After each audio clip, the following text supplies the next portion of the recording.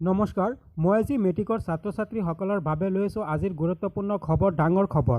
Matric পৰীক্ষাৰ ফলাফল দিয়া হ'ব 10 এপ্ৰিলত। লাখ লাখ ছাত্ৰ ছাত্ৰীসকলৰ বাবে আজিৰ গুৰুত্বপূৰ্ণ খবৰটো লৈ আহিছোঁ।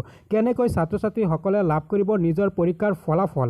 নিৰ্বাচনৰ পিছদিনাই লাভ কৰিব ছাত্ৰ ছাত্ৰীসকলে মেট্ৰিকৰ ফলাফল। 9 এপ্ৰিলত হ'ব নিৰ্বাচন আৰু 10 এপ্ৰিলত দিয়া হ'ব মেট্ৰিকৰ ফলাফল। লাখ লাখ ছাত্ৰ ছাত্ৰীৰ বাবে আজিৰ গুৰুত্বপূৰ্ণ খবৰ লৈ আহিছোঁ। মেট্ৰিকৰ ৰিজাল্ট কেতিয়া দিব? বিহুৰ আগত নে বিহুৰ পিছত? 10 এপ্ৰিল। মেট্ৰিকৰ ৰিজাল্ট 10 এপ্ৰিল। থেংক ইউ, পাছ কৰাই দিব। মেট্ৰিকৰ ৰিজাল্ট কেতিয়া দিব? বিহুৰ আগত নে বিহুৰ পিছত?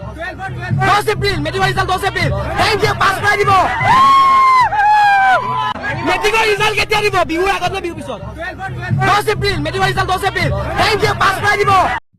ছাত্ৰ ছাত্ৰীসকলে কেনেকৈ নিজৰ ফলাফল লাভ কৰিব, সবিশেষ তথ্য জনাই দিম আপোনালোকক এইটো চেনেলৰ জৰিয়তে। সেইবাবে আপোনালোকে এই চেনেলটো ফ'ল' কৰি ৰাখি দিয়ক। কেইটা ৱেবছাইটৰ জৰিয়তে আপোনালোকে ল'ব পাৰিব নিজৰ ফলাফল।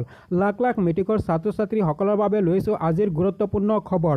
9 এপ্ৰিলত হ'ব নিৰ্বাচন আৰু 10 এপ্ৰিলত দিয়া হ'ব মেট্ৰিক পৰীক্ষাৰ ফলাফল। যিসকল ছাত্ৰ ছাত্ৰীয়ে 2026 চনত মেট্ৰিক পৰীক্ষাত বহিছে তেওঁলোকৰ বাবে আহি গ'ল ডাঙৰ খবৰ। আপোনালোকে নিৰ্বাচনৰ পিছদিনাই ঘোষণা কৰা হ'ব মেট্ৰিক পৰীক্ষাৰ ফলাফল। ছাত্ৰ ছাত্ৰীসকলে নিৰ্বাচনৰ পিছদিনাই লাভ কৰিব পৰীক্ষাৰ ফলাফল। 10 এপ্ৰিলত দিয়া হ'ব মেট্ৰিক পৰীক্ষাৰ ফলাফল। লাখ লাখ ছাত্ৰ ছাত্ৰীৰ বাবে লৈছোঁ আজিৰ গুৰুত্বপূৰ্ণ খবৰ। আৰু কেইটামান দিন বাকী আছে। কেইটামান দিনৰ ভিতৰতেই ছাত্ৰ ছাত্ৰীসকলে লাভ কৰিব মেট্ৰিকৰ ফলাফল।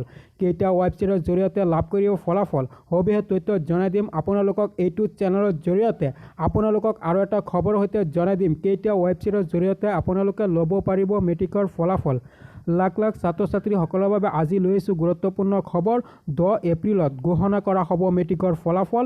যিসকল ছাত্ৰ ছাত্ৰী 2026 চনত মেট্ৰিক পৰীক্ষা দিছে তেওঁলোকৰ বাবে আহি গৈছে ডাঙৰ খবৰ। 9 এপ্ৰিলত হ'ব নিৰ্বাচন আৰু 10 এপ্ৰিলত দিয়া হ'ব মেট্ৰিকৰ ফলাফল। মেট্ৰিক পৰীক্ষা দিয়া ছাত্ৰ ছাত্ৰীসকলৰ বাবে মই আজি লৈছোঁ গুৰুত্বপূৰ্ণ খবৰ, ডাঙৰ খবৰ। আৰু মাত্ৰ কেইটামান দিন বাকী আছে। কেইটামান দিনৰ ভিতৰতেই তোমালোকৰ পৰীক্ষাৰ ফলাফল দিয়া হ'ব। 10 এপ্ৰিলত ঘোষণা কৰা হ'ব মেট্ৰিক পৰীক্ষাৰ ফলাফল আৰু 9 এপ্ৰিলত হ'ব নিৰ্বাচন। নিৰ্বাচনৰ পিছদিনাই ঘোষণা কৰা হ'ব মেট্ৰিক পৰীক্ষাৰ ফলাফল।